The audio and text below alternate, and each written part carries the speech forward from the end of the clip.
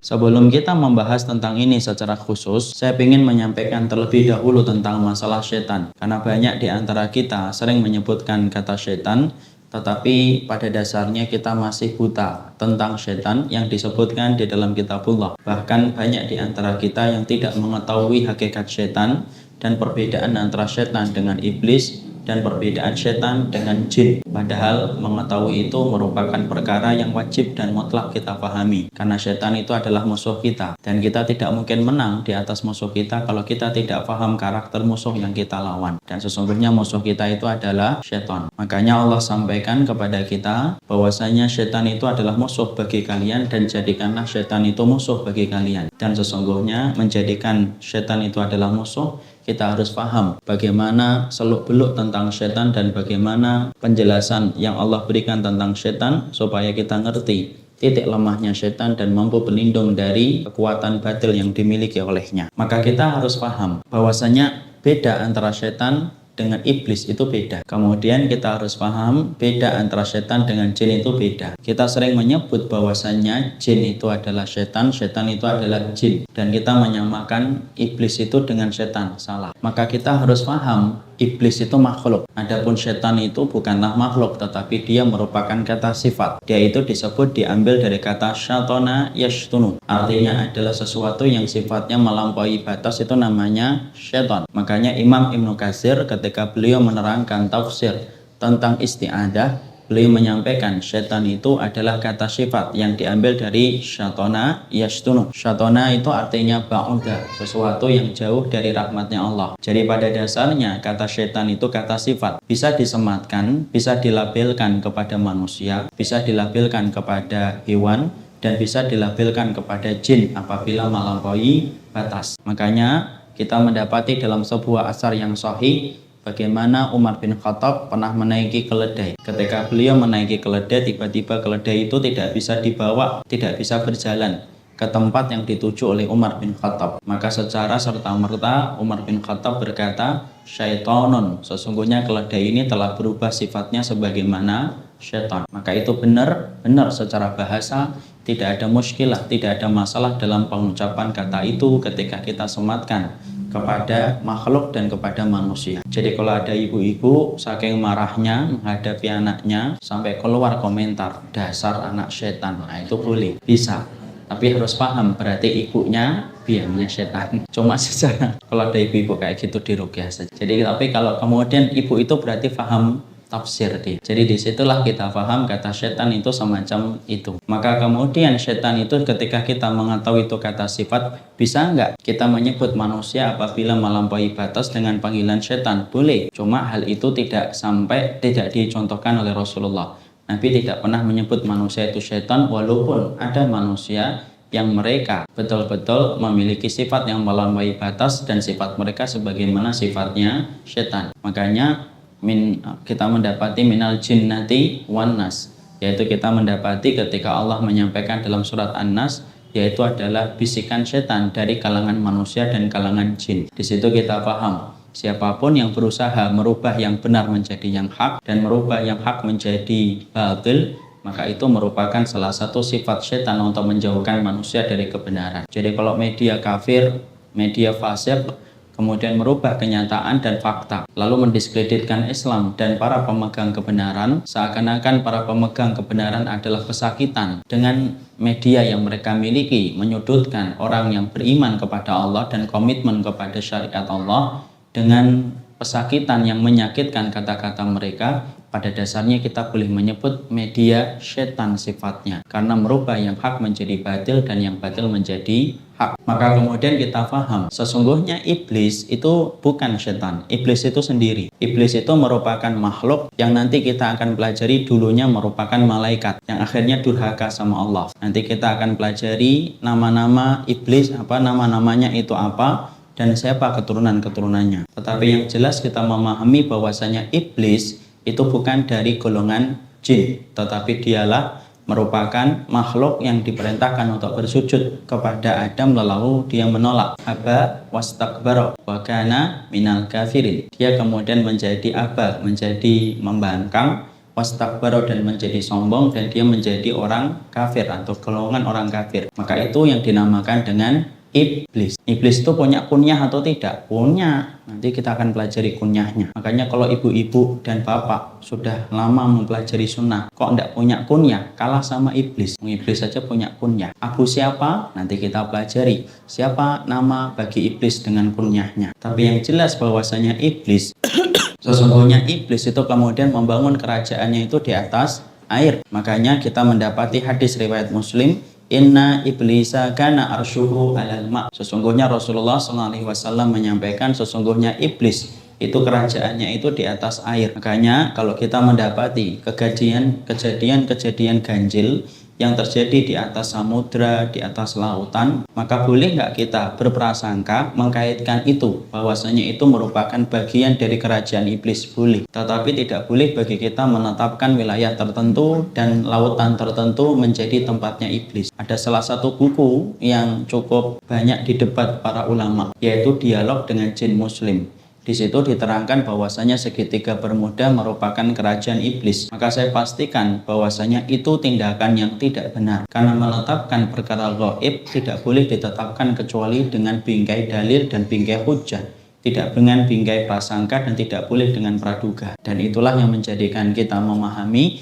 iblis itu membangun kerajaannya di atas air. Maka jin-jin yang melampaui batas, maka mereka menjadi tentara-tentara iblis. Dan tentara iblis itu diperintahkan oleh iblis untuk pergi di waktu pagi dan pulang di waktu sore untuk melaporkan apa yang telah mereka perbuat di dalam kehidupan. Makanya kita mengetahui ya fa'asu saroyahu fi kulli sabahin. Sesungguhnya iblis itu mengatur bagaimana bala tentaranya dari kalangan syaitan itu diutus setiap paginya untuk menyesatkan kehidupan manusia. Satu persatu syaitan ketika menyelesaikan tugasnya, mereka lapor kepada iblis. Makanya ketika ada syaitan yang berhasil menjadikan suami istri kemudian berpisah, maka kemudian akhirnya iblis itu memberikan sebuah reward, sebuah penghargaan dengan mengatakan nikmas syaitanu anta. Sebaik-baik setan itu kamu. Itu menunjukkan bahwasanya setan levelnya itu di bawah iblis. Jadi yang memimpin semua kerajaan kebatilan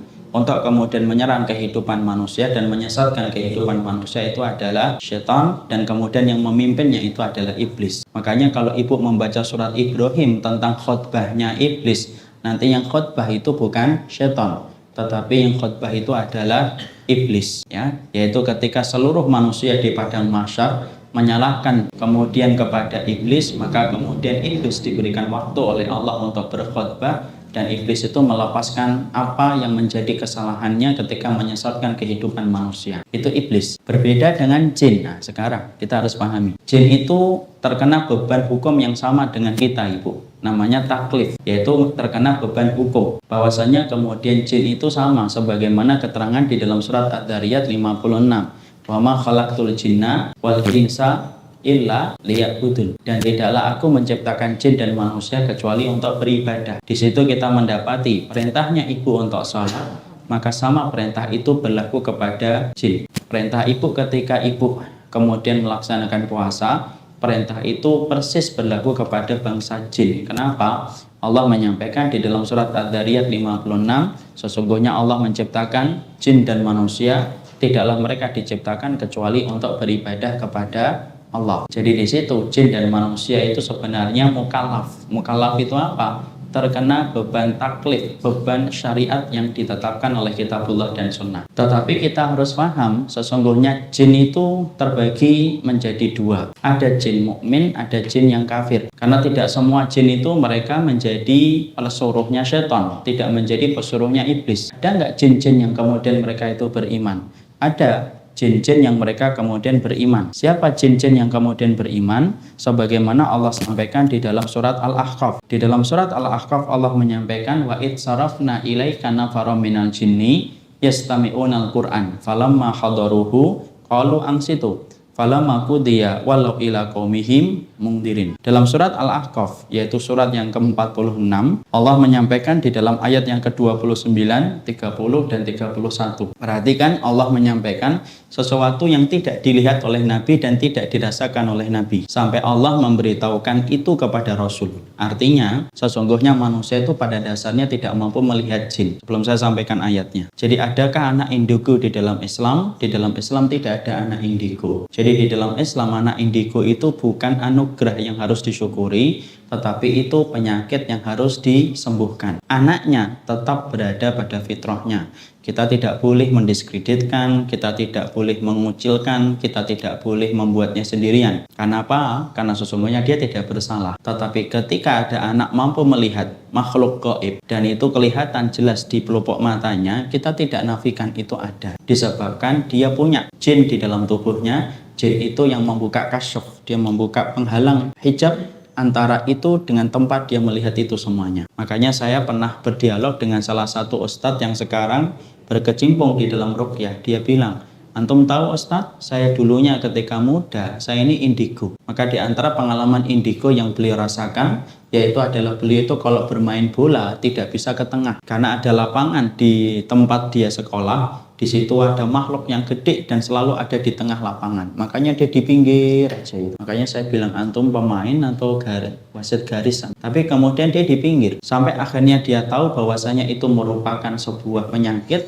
Dia berusaha menyembuhkan, dia meruqyah dirinya sendiri. Dari pengalaman itulah akhirnya beliau hari ini diberikan anugerah oleh Allah untuk menyebarkan masalah ruqyah yang syariah, menyembuhkan apa yang terjadi yang menimpa kepada umat ketika mereka diganggu oleh setan. Maka kita buka, manakah dalil bahwasanya jin itu merupakan makhluk yang juga beriman di antara sebagian mereka? Maka disampaikan di dalam surat Al-Ahqaf ayat ke-46. Kita harus paham. Allah menyampaikan wa id sarafna ilaika nafaran minal jinni yastami'una al-Qur'an falamma hadaruhu qalu ansitu walamma qudiya wallau ila qaumihim mundirin. Allah menyampaikan, kami tampakkan kepadamu, yaitu tentang sekelompok jin yang datang mendengarkan engkau ketika membaca Al-Quran. Jadi pada zaman Rasulullah SAW, yaitu ketika Rasulullah SAW sedang membaca Al-Quran, maka kemudian datanglah sekelompok jin. Sekelompok jin ini tidak diketahui oleh Nabi, karena sesungguhnya ketika kita beriman dan paling bertakwa sekalipun itu tidak menjadi kunci untuk bisa membuka jin. Bahkan orang yang paling mulia setelah Nabi, yaitu adalah Abu Bakar dan Umar, itu pun tidak bisa melihat jin. Bahkan Umar saja ketika Nabi menyampaikan kepada Umar bahwasanya setan kalau berjalan di gang yang sama dengan gangnya yang diambil oleh Umar, maka setan itu akan lari ketakutan dan mereka lebih memilih jalan yang lain daripada berhadapan dengan Umar. Tapi apakah Umar tahu bahwasanya jin itu takut kepadanya? Tidak tahu. Siapa yang memberitahu bahwasanya jin takut kepada Umar? Setan itu takut kepada Umar. Yang memberitahu adalah Rasulullah Shallallahu Alaihi Wasallam. Sebagaimana kita mendapati sahabat Abu Hurairah, kita tentunya sepakat Abu Hurairah adalah orang yang bertakwa. Tetapi ketika Abu Hurairah menjaga Baitul Mal, tiba-tiba ada maling yang ingin mengambil barang-barang di Baitul Mal. Baitul Mal itu apa? Tempat kaum muslimin diletakkan urusan zakatnya untuk diatur kepada siapa didistribusikan, itu namanya Baitul Mal. Maka kemudian Abu Hurairah mendapatkan mandat untuk menjaga Baitul Mal.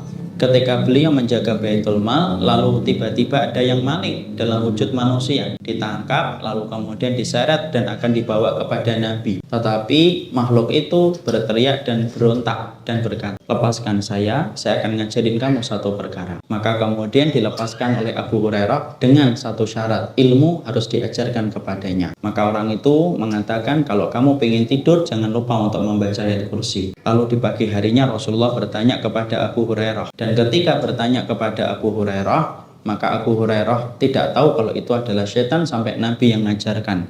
Nabi mengatakan apa? Innama apa? Shadaqaka wa huwa kadzubun wa hudaka syaitan. Itu yang mengajarkan kepada kamu itu setan, dia makhluk pendusta dan sesungguhnya itu adalah setan. Di situ kita mengetahui bahwasanya orang yang beriman itu hakikatnya tidak ada yang mampu melihat setan. Jadi kalau ada orang yang mengatakan kiai, ustadz, fulan, syekh, habib, lalu kemudian dia mengatakan bahwasanya dia bisa melihat setan dan itu bisa terulang berkali-kali, maka itu tidak mungkin terjadi. Tapi kalau dia bisa melihat setan sesekali, maka itu lumrah. Karena apa? Memang setan itu bisa menampakkan wujudnya dalam beberapa tempat dan dalam beberapa kesempatan. Tetapi apakah setiap orang bisa melihatnya? Tidak bisa melihat. Di situ kita mendapati wa id sarafna ilaika nafaram minal jinni. Jadi Allah menyampaikan pada ayat yang ke-29, dan kami tampakkan kepadamu wahai Muhammad ketika kamu membaca Al-Qur'an, yaitu adalah kami tampakkan kepadamu jin-jin yang mendengarkan bacaan Quran. Falamma qudiya, ketika kamu telah selesai membaca Al-Qur'an,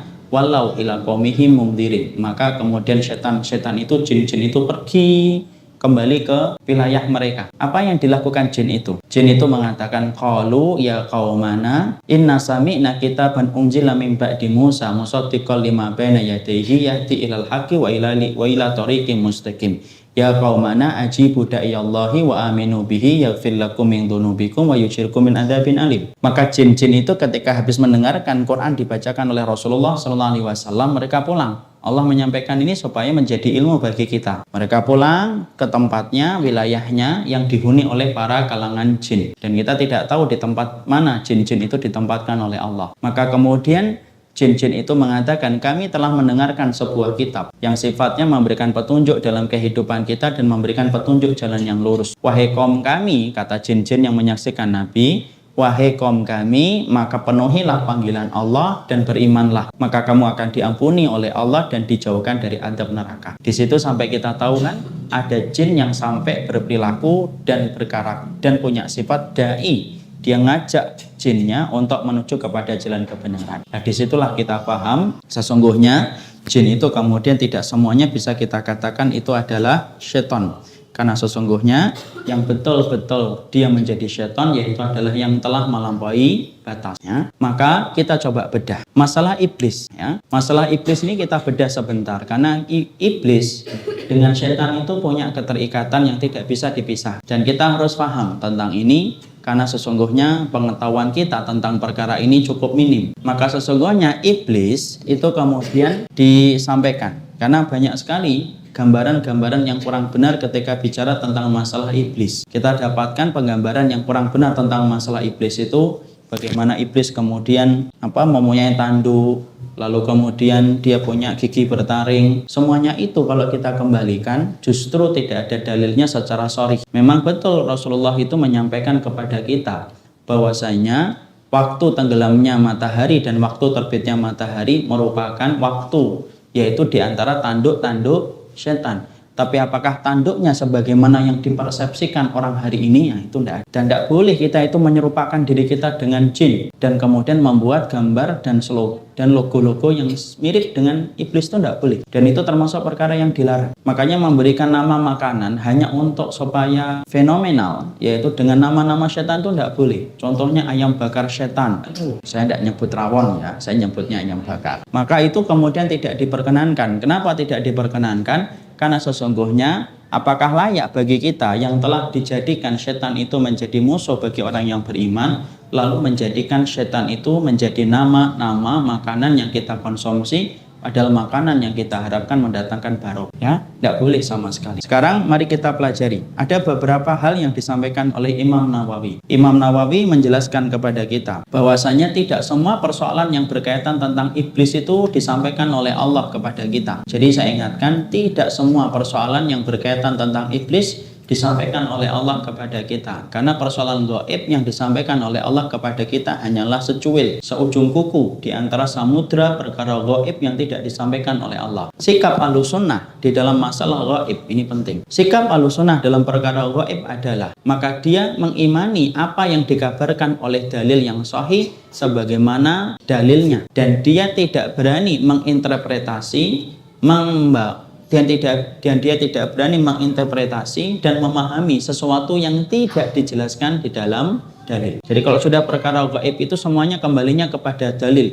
Zahirnya dalil bagaimana? Zahirnya dalil begini dan begitu. Sudah kita pahami begitu. Apa yang tidak dijelaskan oleh Allah dalam perkara gaib, saya, ibu dan bapak dilarang keras, diharamkan secara mutlak untuk berkata-kata dalam perkara gaib kecuali dengan pijakan dalil. Kalau enggak, kita terjerembab kepada sifat kahin, dukun, dan sifat arraf, yaitu tukang pintar atau orang pintar yang dibenci dan dimurkai oleh Allah Subhanahu wa Ta'ala. Jadi perkara-perkara gaib maka pijakannya harus jelas. Perkara gaib itu dijelaskan dengan dalil. Maka iblis itu perkara gaib atau tidak perkara gaib? Perkara gaib. Maka ini termasuk di antara tafsir yang kita baca di dalam surat An-Nas, yaitu adalah Qul a'udzu birabbin nas malikin nas ilahin nas min syarril A'udzu birabbin nas malikin nas ilahin nas min syarril waswasil khannas alladzi al-falaq afan. Qul a'udzu birabbil falaq min syarri ma khalaq. Allah menyampaikan qul a'udzu birabbil falaq min syarri ma khalaq. Sesungguhnya aku berlindung kepada engkau yang menguasai waktu subuh. Min syarri ma khalaq, dari segala keburukan makhluk yang diciptakan oleh engkau. Apa keburukan makhluk yang diciptakan oleh engkau? Para ahli tafsir menerangkan di dalam kitab tafsirnya Syekh Utsaimin, maka beliau menyampaikan keburukan makhluk yang diciptakan oleh Allah itu neraka, syaitan, iblis, ada kubur. Itu merupakan keburukan makhluk, kita berlindung darinya. Dan sesungguhnya iblis pun termasuk keburukan makhluk. Kenapa Allah menciptakan iblis? Allah menciptakan iblis untuk menguji orang yang beriman, siapa yang taat kepada Rabb-nya dan siapa yang lebih mengikuti apa yang dibisikkan oleh iblis. Makanya hikmahnya apa? Allah memberikan hikmah, penciptaan iblis tidak lepas dari hikmah yang baik, karena Allah menguji kehidupan orang dalam kehidupan di dunia. Maka kemudian asal muasal, maka kemudian iblis diterangkan oleh Imam Nawawi rahimahullahu ta'ala. Imam Nawawi rahimahullahu ta'ala sebagaimana dalam satu keterangan dari satu buku dikatakan iblis kunniyatuhu Abu Murrah, ya. Inna syayatina fihim al-dhukur wa fihim al-inas. Imam Nawawi mengatakan sesungguhnya nama kunyah. Nama kunyah itu apa? Apa bedanya kunyah dengan lakop? Hening, kalau habis ditanya itu hening biasanya. Apa bedanya kunyah dengan lakop? Kunyah itu apa? Udel. Apa? Oh bukan. Apa bedanya kunyah dengan lakop? Pak Dedi, antum kan sering dengar kajian. Jangan pura-pura nggak ngelihat saya gitu. Apa bedanya kunyah dengan lakop? Antum kunyahnya apa, Pak Dedi? Apa bedanya kunyah dengan lakop? Lakop itu gelar, kalau kunyah itu yaitu adalah gelar ataupun kemudian sebutan yang dimulai dengan abun dan umun, itu namanya kunyah. Namanya kunyah, abun, umun, itu kunyah. Kalau kemudian lakop itu tanpa memakai abun dan umun, itu namanya lakop. Kalau apakah kunyah harus wajib kemudian memiliki anak ketika dinisbatkan kepada kunyahnya? Enggak. Abu Bakar itu anaknya ada nggak yang namanya Bakar? Enggak ada. Namanya Abdurrahman, Abdullah, Aisyah, Asma, tapi nggak ada itu. Abu Bakar menyebut Abu Abdurrahman, enggak. Sudah terkenal dengan Abu Bakar karena bergegas di dalam kebaikan, di setiap pagi melakukan ibadah. Maka kemudian gelar kunyah ketika pakai abun dan umun tidak harus kita memiliki putra dan putri. Saya belum ditakdirkan punya putri dan putra, Ustaz. Nggak apa-apa, pakai kunyah saja. Dan itu merupakan bentuk dari sunnah. Walaupun hari ini kemudian sering ya diartikan dengan nama alias. Padahal itu nama kunyah itu bagian dari sunnah. Maka kemudian termasuk di antara wanita yang tidak memiliki putra dan putri tetapi meminta diberikan kunyah itu siapa? Ibunda Aisyah. Maka Ibunda Aisyah itu kunyahnya siapa? Ummu Abdillah. Padahal beliau punya putra dan putri namanya Abdullah? Tidak punya. Maka kunyah itu termasuk di antara nama yang baik di dalam sunnah. Kita lanjutkan. Imam Nawawi kemudian mengatakan iblis kunniyatuhu Abu Murrah. Sesungguhnya kemudian iblis itu punya nama lain. Jadi ada nama lain yang dimiliki oleh iblis, kata Imam Nawawi, yaitu adalah Abu Murrah. Dan sesungguhnya iblis itu punya keturunan setan-setan yang kemudian ada laki-laki dan perempuan. Abu Murrah. Tidak usah terlalu tahu juga tidak apa-apa. Tapi yang penting ngerti aja. Abu Murrah. Kenapa? Kok tahu dapat damanakonya? Imam Nawawi tentunya membaca riwayat-riwayat yang sampai kepada beliau. Ya.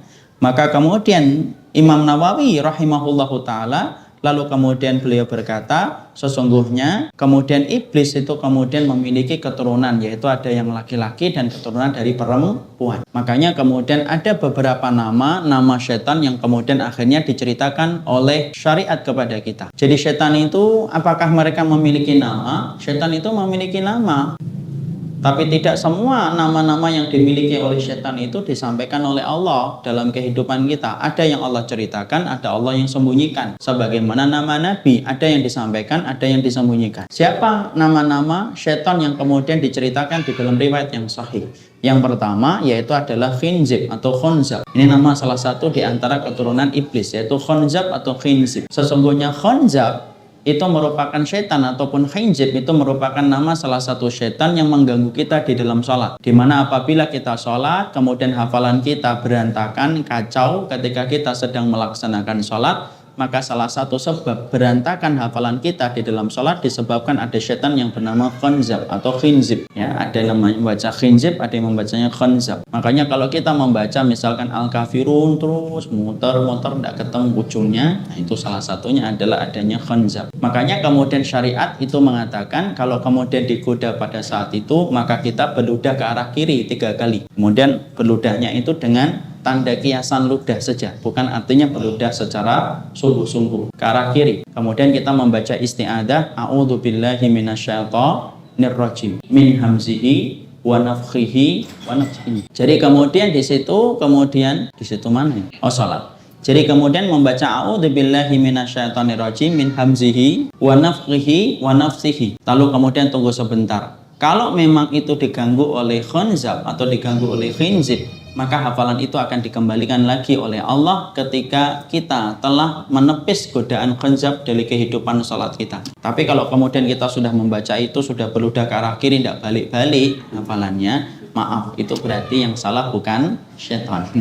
Tapi hafalan kita yang berantakan. Jadi setannya mungkin komentar dia, nyalain saya.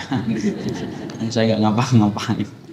Maka kemudian itu yang disebut dengan khanzab. Maka itulah yang kemudian disampaikan oleh Imam Nawawi, salah satu di antara yang disampaikan oleh Nabi, ada setan yang bernama khanzab dalam satu riwayat yang sahih dalam riwayat Muslim. Jadi disitulah kita paham nama satu yang diceritakan oleh Allah, diceritakan oleh Rasulullah dan namakan adalah khanzab. Kemudian sebelum kita meneruskan nama-nama setan, maka kita harus paham iblis itu selain memiliki nama Murrah, Abu Murrah, maka sesungguhnya iblis itu memiliki nama asal. Nama asalnya itu apa? Azazil. Azazil. Saya sampaikan dulu ya. Saya sampaikan dulu bagaimana kemudian riwayat para ulama tentang masalah itu. Maka Imam Baihaqi di dalam kitabnya Syu'abul Iman dan Ibnu Abi Hatim di dalam tafsirnya yang diriwayatkan dari jalurnya Ibnu Abbas radhiyallahu anhu, ini jalur-jalur ilmu. Maka kemudian Rasulullah SAW beliau bersabda, "Kana iblis ismuhu Azazil." Sesungguhnya iblis itu namanya adalah Azazil. Namanya itu Azazil. Wa kana min asyrafil malaikah. Sesungguhnya dia termasuk malaikat yang memiliki kedudukan tinggi di sisi Allah. Wa kana min asyrafil malaikah. Dia termasuk malaikat yang dulunya memiliki kedudukan yang terhormat di sisi Allah. Dawil ajnihah al-ba'ah. Maka dia memiliki sayap. Kata Rasulullah, sayapnya itu berjumlah 4 sayap yang besar. Dan Nabi mengatakan wa kana min asyrafil malaikah. Dulunya itu merupakan malaikat yang memiliki kedudukan yang tinggi di sisi Allah. Summa ablasa fa'uda. Kemudian dia menjadi durhaka, lalu kemudian dia menjadi jauh setelahnya. Jadi iblis itu dari kata ablasa yang artinya durhaka. Makanya kemudian Azazil kemudian akhirnya berubah menjadi nama iblis. Ya. Maka itu kemudian di saat itu apa yang tadi disampaikan oleh riwayat Imam Baihaqi dalam Syu'abul Iman dikuatkan pula oleh Imam As-Suyuti di dalam kitabnya Al-Itqan fi Ulumil Quran. Di dalam kitab Al-Itqan fi Ulumil Quran, maka Imam As-Suyuti rahimahullahu taala menjelaskan tentang nama Azazil bahwasanya itu berdasarkan kepada riwayat yang sahih. Imam Suyuti mengatakan min asma'il jinni abuhum iblis wa kana ismuhu awalan Azazil. Akhrajahu Ibnu Abi Hatim wa ghairihi min Ibni Abbasin. Maka kemudian satu riwayat yang disampaikan dari Ibnu Abi Hatim lalu kemudian diambil dari jalurnya Ibnu Abbas radhiyallahu anhu. Maka Imam Suyuti kemudian menyampaikan sebuah riwayat. Sesungguhnya namanya jin itu, bapaknya itu namanya iblis. Dan nama iblis itu sebelumnya dia gelarnya adalah Azazil dan dia merupakan malaikat yang mulia dulunya.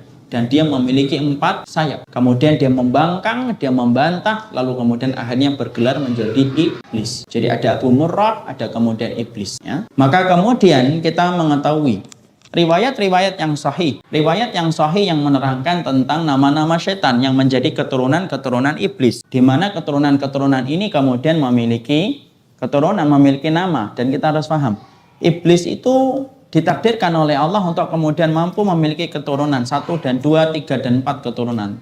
Tetapi sesungguhnya kalau jin itu kemudian memiliki keturunan, dia nikah sebagaimana kita nikah. Dia punya anak sebagaimana punya anak. Itu jin. Dan jin itu perlu tempat dan perlu ruang. Jin itu perlu tempat dan jin itu perlu ruang. Makanya kemudian ada tempat-tempat yang disenangi oleh jin, ditenangi oleh setan. Makanya salah satu tempat yang disenangi oleh setan itu adalah kamar mandi, dan itu nanti kita akan jelaskan termasuk di antara nama-nama yang dimiliki oleh setan ya. Maka nama-nama yang dimiliki oleh setan yang dijelaskan di dalam riwayat-riwayat yang sahih ada 7. Ada 7 nama yang disampaikan oleh syariat, oleh sunnah ketika menerangkan tentang nama-nama setan dalam kehidupan menggoda manusia dan menyesatkan manusia.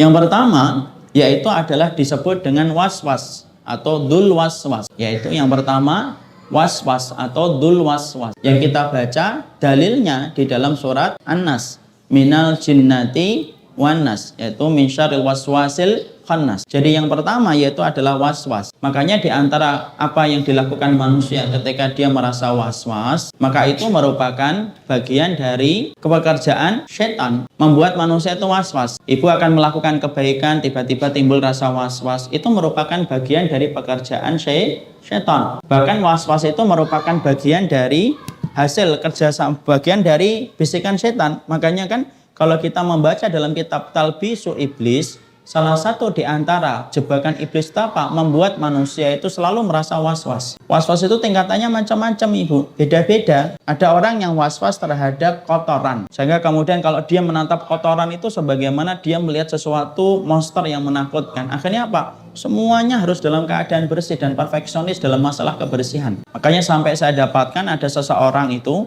sampai membuka gagang pintu itu harus dengan tisu dia. Ada orangnya, dia membuka dengan tisu pelan-pelan itu. Dan kemudian habis buka, kemudian langsung dibersihkan tangannya. Was-was itu. Dan was-was itu apabila dilanjutkan itu bisa merusak kehidupan akal dan merusak kesadaran kita dan menyibukkan kita dalam perkara yang tidak bermanfaat. Makanya dalam kitab Talbisun Iblis, was-was itu harus dilawan dengan sekuat daya. Kalau enggak, was-was itu akan mendominasi perasaan dan jiwa seseorang sampai dia disibukkan dalam perasaan was-was itu dan tidak maksimal dia untuk memanfaatkan kesolihan dan ibadah.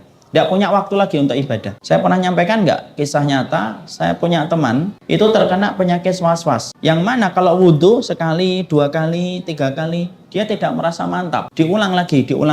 Kalau kemudian ternyata bajunya kemudian terkena kotoran atau kemudian tangannya kena kotoran, dia butuh berliter-liter air untuk membersihkan itu, dan dia selalu merasa bahwasanya di atas tangannya masih ada kotoran itu. Was-was kan gitu, Ibu. Terus kemudian dilihat lagi, kok kelihatannya masih ada, bersihkan lagi, itu was-was deh. Sampai tingkatan was-was itu menyentuh dalam ibadah. Menyentuh dalam ibadah itu gimana? Menyentuh ketika sampai fulan ketika melaksanakan sholat kan ada yang kena was-was. Allahu Akbar, Allahu Akbar, Allahu Akbar, Allahu Akbar. Kalau ditanya kenapa sih Pak diulang-ulang, Pak belum yakin, belum mantap, belum kena, nggak tahu kena apa itu ya. Tapi kemudian itu termasuk bagian dari penyakit was-was, dan itu merupakan bagian dari pekerjaan syaitan, di mana salah satu di antara nama syaitan itu apa? Dul waswasi atau al waswas ya. Maka itulah yang kemudian tadi kita baca di dalam surat An-Nas, min syarril waswasil khannas. Makanya di dalam keterangan dari Abdullah bin Mas'ud, was-was itu kapan munculnya? Ida ad'afa. Kalau manusia itu lemah ketika mengingat Allah, was-was itu muncul. Tapi ketika seseorang itu mengingat Allah, was-was itu kemudian bersembunyi di balik hati kita. Jadi was-was itu sebenarnya semua orang itu punya potensi untuk was-was. Ada yang tingkatannya tebal, ada yang tingkatannya tipis. Tapi semua orang itu punya potensi. Maka tidak apa-apa, sabar. Maka sampai tadi mana? Sampai kemudian akhirnya orang itu kemudian memiliki penyakit was-was. Was-was itu kalau tidak dilawan dengan sekehendak hati, apabila ibu biarkan, was-was itu tidak pernah mengecil kecuali membesar. Kecuali dengan usaha dan perjuangan besar-besaran untuk melawan penyakit was-was itu. Ya, makanya kalau sudah mulai timbul penyakit was-was, kena sesuatu dibersihin berkali-kali, kemudian pergi, tadi sudah dikunci atau belum ya? Kemudian kompornya sudah mati atau belum? Ya sudah mati, wong ibu tidak pernah masak kok. Ya jadi pasti mati. Jadi itu yang disebut dengan was-was. Dan itu merupakan bagian dari pekerjaan setan yang kemudian bernama dengan dul waswas. Kata Imam Nawawi rahimahullah ta'ala. Penyebutan kemudian dul waswas itu diambil dari keterangan tafsir siapa Ustaz? Diambil dari keterangan Ibnu Abbasin, Mujahid, Muqatil, dan kemudian Qatadah ketika mereka menafsirkan min syarril was. Jadi al waswas atau kemudian waswas atau dul waswas. Du itu yang memiliki waswas terus. Makanya apapun Ibu, kalau misalkan ada fulan mau nikah ragu-ragu, maju mundur. Padahal sebenarnya dia sudah istikharah, dia sudah mantap, dia sudah menetapkan pilihan, tiba-tiba maju mundur, maka itu merupakan bagian dari was-was. Ibu kemudian sudah minta maaf, Ibu tahu Ibu salah dalam keluarga, minta maaf sama suaminya, kemudian enggak lah, nanti jadi GR dia, itu was-was. Itu jadi was-was. Yang senyum-senyum itu yang malah bahaya. Kemudian yang kedua yang disebut dengan Azab bin Azyab, ya. Jadi kemudian yang kedua adalah Ibnu Azyab, ya, yaitu adalah Ibnu Azyab. Banyak banget ini dia. Enggak usah. Susah. Maka yang kedua itu Azyab, Ibnul Azyab, tahu ya? Ibnul Azyab itu merupakan salah satu nama setan yang diterangkan oleh Rasulullah SAW dalam sebuah keterangan yang sahih dalam musnadnya Imam Ahmad, lalu disahihkan oleh Syu'aib Al-Arnaud dengan derajat yang sahih ketika beliau mentakik kitab Zadul Ma'ad. Maka yang kedua Rasulullah SAW ketika bersama dalam riwayat Ka'ab bin Malik, maka sesungguhnya kami para sahabat itu berbaiat kepada Rasulullah SAW. Lalu kemudian ada makhluk di atas bukit. Makhluk di atas bukit itu kemudian teriak di atas bukit itu. Maka kemudian dengan teriakan yang sangat keras, lalu kemudian Rasulullah SAW kemudian mengatakan, "Hadza huwa Ibnul Azyab," ya. Ini adalah Azyab. Di mana saat itu Nabi mengatakan di Aqabah ketika akan terjadi bai'atur ridwan, ada bai'at dulu. Ada bai'at yang akan dilakukan oleh Nabi bersama para sahabat untuk sehidup dan semati ketika akan memasuki Makkah, ketika mendapati delegasinya Nabi yaitu adalah Utsman itu dibunuh. Maka ketika para sahabat itu kemudian berbai'at kepada Rasul,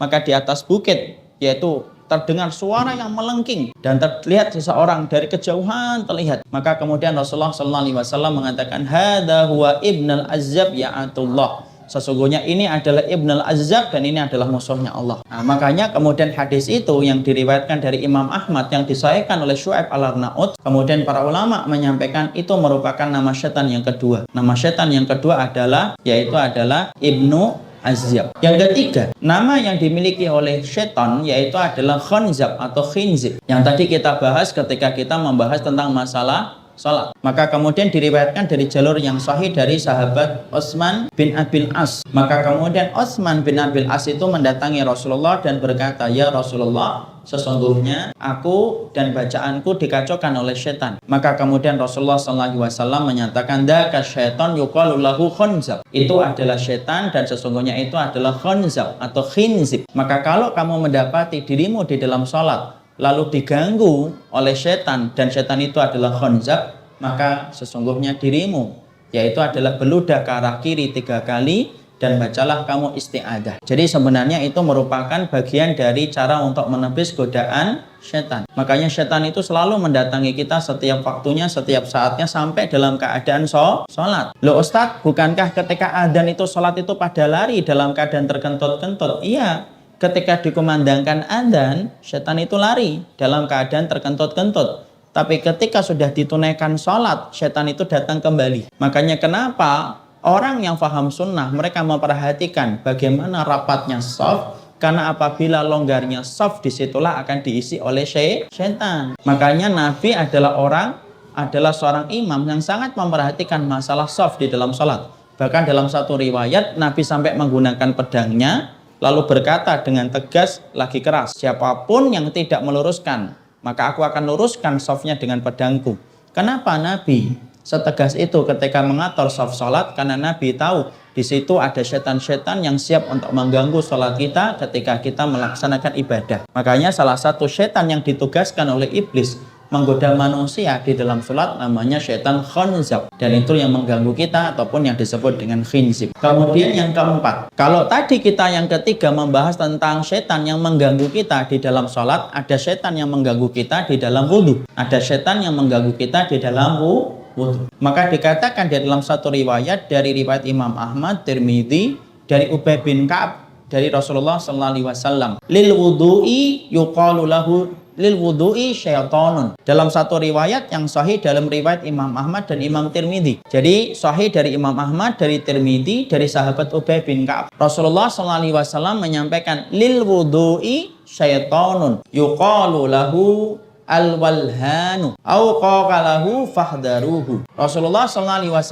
menyampaikan syariat wudu, maka sesungguhnya dalam wudunya seorang manusia, wudunya seorang hamba, maka sesungguhnya dalam wudunya seorang hamba ada gangguan setan yang bernama al-walhanu. Maka Nabi kemudian sampai mengatakan fahdaruhu, kalau kamu berwudu, kamu menemukan kebimbangan dalam wudumu, maka sesungguhnya itu merupakan gangguan dari setan yang bernama al-walhan. Makanya tadi saya sampaikan, ada orang yang wudu berkali-kali, itu merupakan produk dari bisikan walhan. Al-walhanu, walhan, walhan, al-walhan. Al-walhan itu merupakan setan yang kemudian mengganggu kita di dalam wudu. Kalau setan yang mengganggu kita di dalam sholat namanya khanzab. Kalau setan yang mengganggu kita di dalam wudu disebutnya al-walhan. Makanya terkadang ada banyak pertanyaan kan?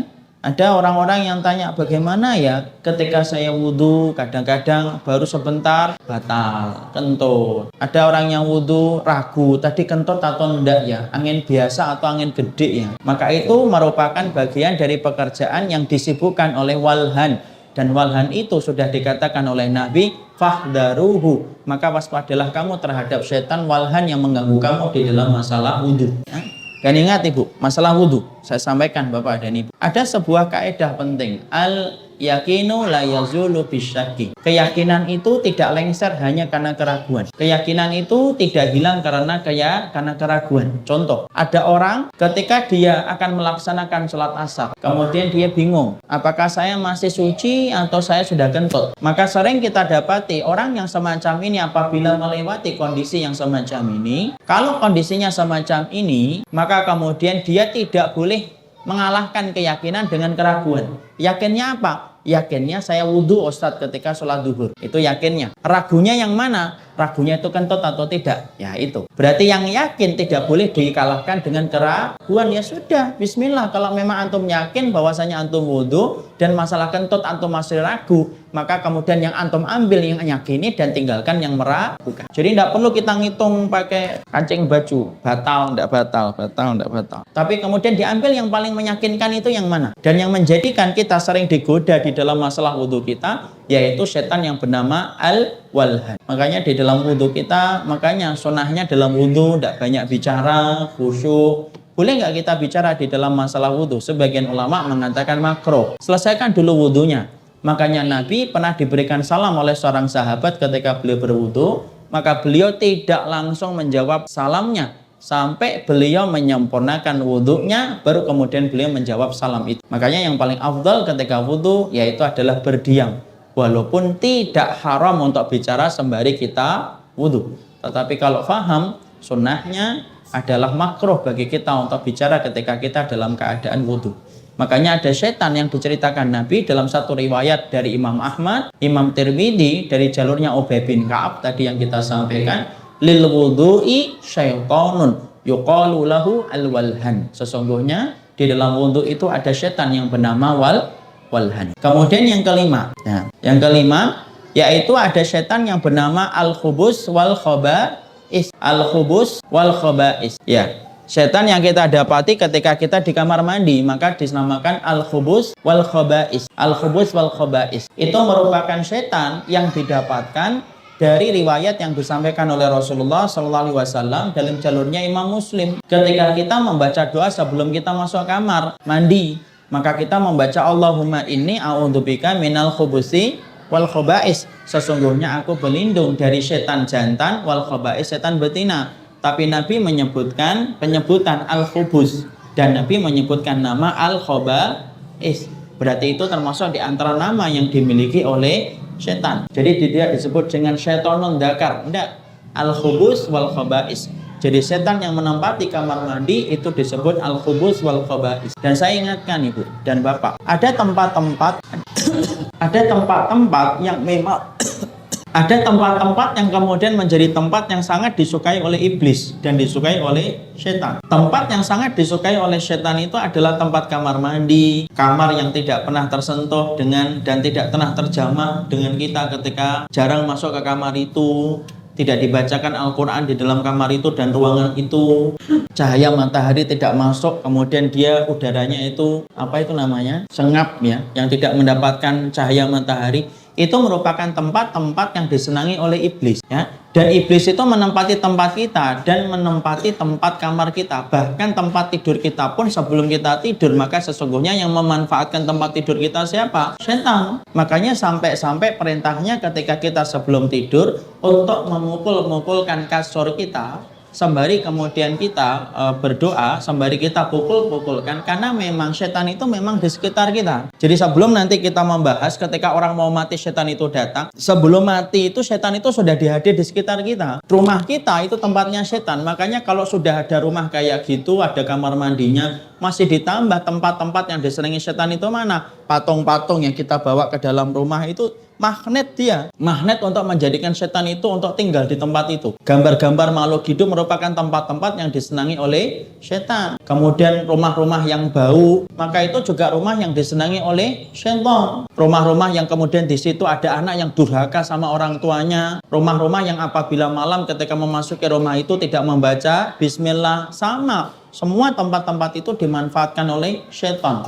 Karena sesungguhnya setan itu bermalam bersama kita ketika kita jauh dari Allah dan jauh dari kita ketika kita mengingat Allah. Makanya kamar mandi kita itu penuh dengan iblis. Ini kisah ini dulu ketika di pondok. Dulu di pondok saya sekitar tahun 99-98. Saya itu sebelum hari ini fenomena ruqyah di mana-mana, pondok saya itu sudah sering meruqyah, ya. Maka kemudian ketika di ruqyah itu berbagai macam, ada yang langsung masuk Islam, ada kemudian salah satu tempat itu ada kejadian ketika meruqyah, maka kemudian setannya ditanya, kamu datang dari mana? Dari kamar mandi. Teman-temanmu ada berapa? Saya masih ingat itu. Ada 8.000 teman. Sekarang di mana? Di kamar mandi Hitin. Kalau kamar mandi di pondok itu kamar mandi ada namanya satu-satu. Langsung itu kamar mandi Hitin sepi, tidak ada yang pakai. Padahal itu sebenarnya sebelum kita tahu tentang ruqyah itu pun kita sudah paham harusnya secara syariat bahwasanya kamar mandi tempat yang sangat disenangi oleh iblis. Kalau kamar mandi saya mahal, keramiknya mahal, sama, tidak merubah tempat itu menjadi tempat yang disenangi oleh iblis. Kemudian ditanyakan kenapa kamar mandi tempat yang sangat disenangi oleh iblis, dikatakan oleh Imam Nawawi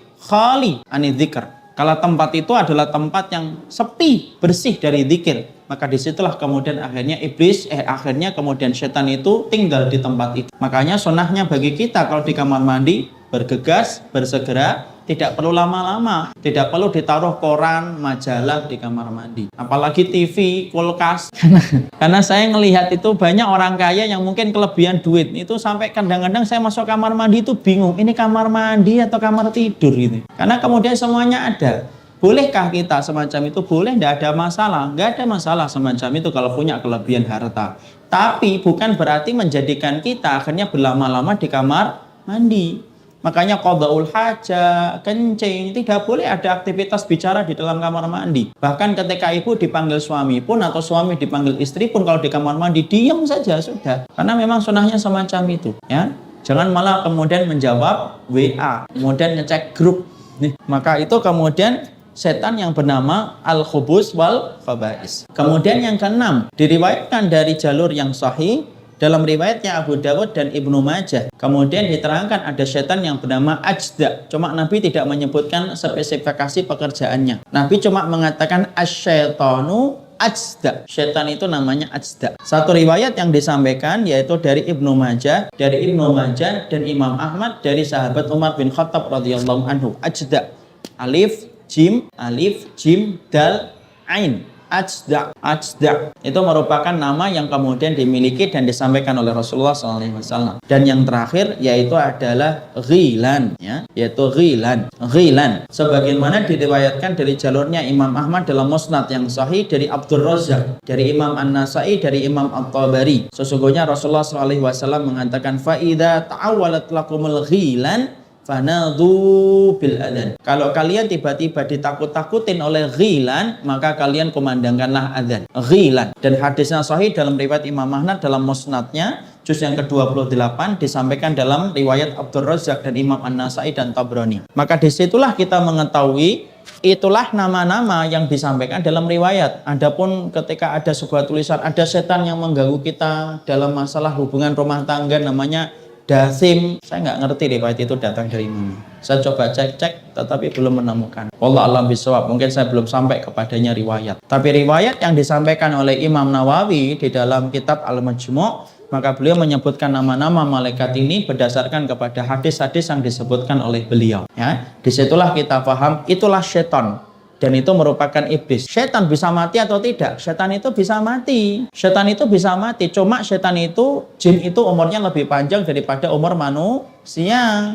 Memang. Makanya jin tadi yang mendengarkan, yang diceritakan di dalam surat Al-Ahqaf, itu jin yang hidup pada zaman Nabi Musa. Kemudian sampai panjang umurnya, sampai menyentuh umurnya Nabi Muhammad SAW. Memang begitu.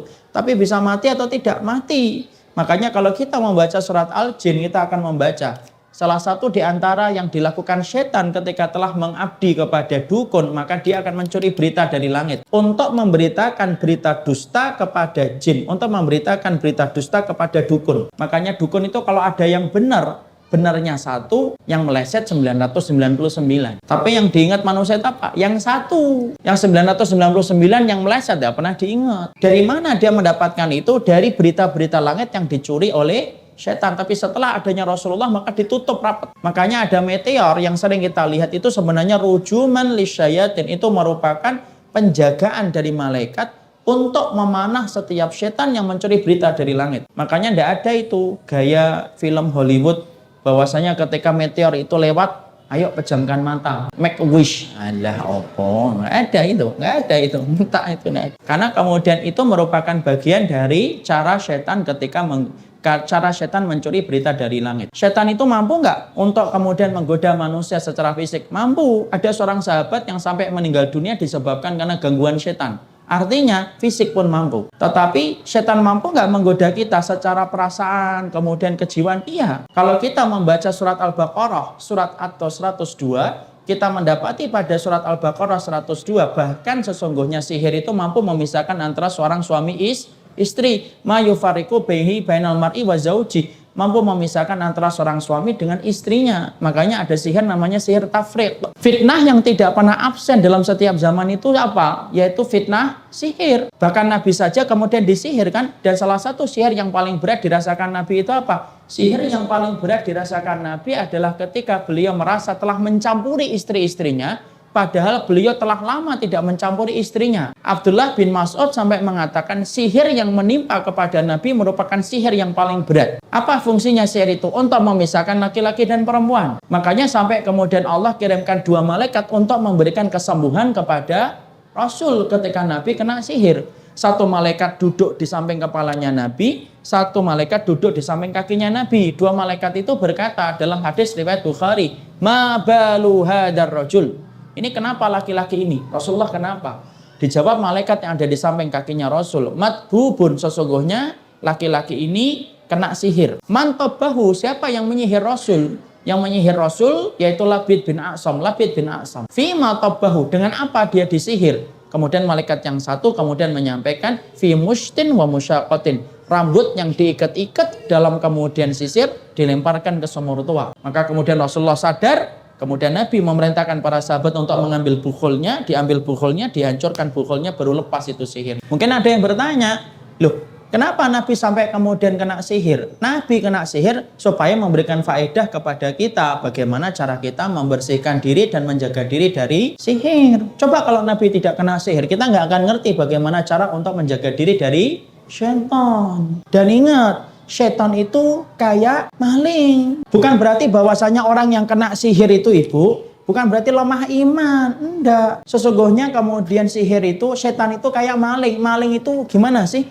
Maling itu kalau melihat rumahnya kemudian hanya berdinding bambu, sepedanya hilang 1 rodanya, kemudian di depannya nggak ada listrik, malas dia maling. Ngapain saya maling ke rumah kayak gitu? Jangan-jangan malah di rumah-rumah itu malah saya nangis malah iba. Tidak mau maling. Tapi kalau dia rumah gede, ada security-nya 7, malah tergerak dia, pasti rumah ini banyak duitnya sampai ada dijaga 7 orang. Sama, setan tuh sama. Semakin ibu beriman, semakin antum bapak-bapak beriman. Bukan berarti kemudian setan kemudian menjauh dari kita gitu. Enggak lah. Dia terus menangkap celah kapan kemudian kita kosong untuk masuk. Kenapa? Karena dia bernafsu sama orang yang beriman. Makanya jangan kaget kalau kita dapati ada akhwat sudah bercadar, kena jin di ruqyah. Ada ikhwan sudah ngaji lama, kemudian disihir, kemudian kena ruqyah dia. Hal yang wajar. Kenapa? Setan itu tidak tertarik kalau melihat ada orang sudah banyak dosanya, minum khamar, berjudi, ngerokok. Setan ngeliatin, orang nggak usah digoda juga masuk neraka orang kayak gini. jadi kemudian akhirnya apa? Akhirnya kemudian di situ kita paham. Maka hati-hati. Makanya perkara sihir itu tidak pernah berhenti. Saya sampaikan nih. Karena kita membicarakan tentang setan secara umum. Dan setan ada yang berprofesi menjadi qarin. Qarin itu apa? Qarin itu adalah jin pendamping terus. Kalau dia beriman, beruntung. Dia tidak menyuruh kita kecuali kepada ketaatan. Tapi kalau qarinnya itu adalah qarin yang kemudian kufur sama Allah, dia selalu menghalangi kita dalam kebaikan. Makanya Nabi mengatakan, wukila bihi qarinuhu minal jinni. Setiap manusia punya qarin. Sampai engkau ya Rasulullah, sampai saya pun punya qarin. Kemudian ditanya sama Nabi, wa iyyaka ya Rasulullah, bagaimana qarinmu ya Rasulullah? Ani Allah menolong saya. Qarin saya dijadikan masuk Islam, fa aslama fala ya'muruni illa bi khairin. Maka dia tidak memerintahkan aku kecuali untuk kebaikan. Di situ akhirnya difahami, Nabi pun punya qarin. Yang menjadikan qarin itu kayak gimana sih Ustaz bisikannya itu? Qarin itu sama kayak dul waswas deh. Mau ngaji, males ngelihat korden miring dikit, enggak jadilah. Nah, itu namanya waswas, itu namanya qarin itu. Bangun ketika tengah malam, sudah hidup jam 2, tidur lagi 5 menit lagi. Nah, itu qarin itu. Kemudian sudah bawa 100.000, kemudian pingin infak nanti di jalan, tiba-tiba kemudian lihat enggak jadi beli pulsa aja. Qarin itu sudah dilamar, sudah ngelamar, sudah diterima, akhwatnya sudah nerima, tiba-tiba akhwatnya mikir-mikirin, ditolak nah, itu qarin. Makanya kemudian itu merupakan bagian dari qarin.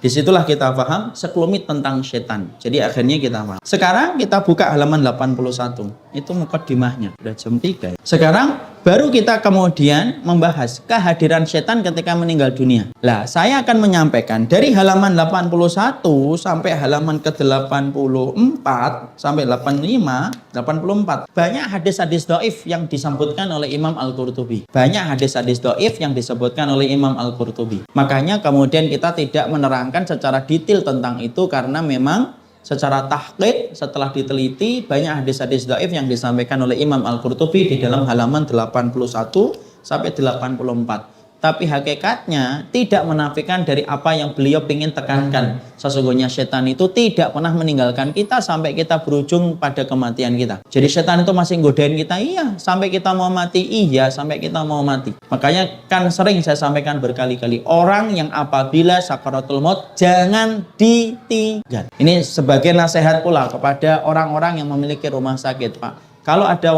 orang-orang yang berat itu, biarkanlah keluarganya untuk mendampinginya di masa-masa kritis dan genting. Karena apa? Karena pada saat itu manusia betul-betul di antara puncak godaan setan untuk menjadikan manusia itu murtad. Makanya tidak boleh ditinggalkan. Terus mentalkan la ilaha illallah, menanamkan husnudzon ketika dia akan meninggal dunia. Orang kalau meninggal dunia tanamkan bapak orang yang baik. Pokoknya insya Allah dapetin rahmat ya Pak. Itu merupakan bagian dari upaya kita untuk menjegal bisikan-bisikan setan yang datang ketika orang itu akan meninggal dunia. Mana dalilnya bahwasanya setan itu mendatangi kita ketika kita akan meninggal dunia? Yaitu riwayat yang diceritakan oleh Nabi Shallallahu Alaihi Wasallam tentang seorang sahabat yang sakaratul maut ketika dalam jihad. Lalu kemudian sahabat itu tidak kuat menghadapi bisikan, tidak kuat menghadapi rasa sakit. Dia melihat sebilah pedang di sampingnya, diraih pedang itu, ditusukkan ke dirinya berkali-kali. Tidaklah dia meraih pedang itu kecuali karena bisikan yang ada di dalam hatinya. Sampai kemudian menusukkan ke dadanya berkali-kali. Di situ para ulama menyampaikan sesungguhnya setan itu ada sampai detik-detik kematian kita. Makanya saya ingatkan sekali lagi, saya tekankan, saya garis bawahi, saya kasih tanda merah. Jangan pernah meninggalkan orang yang sakaratul maut. Mutlak itu ya. Tidak tega-tegain. Tahan dadanya, tahan tangisnya. Dan kalau kemudian sudah semakin genting, lebih baik kalau memang aturan rumah sakit tidak membolehkan kita untuk menemani, minta saja pulang.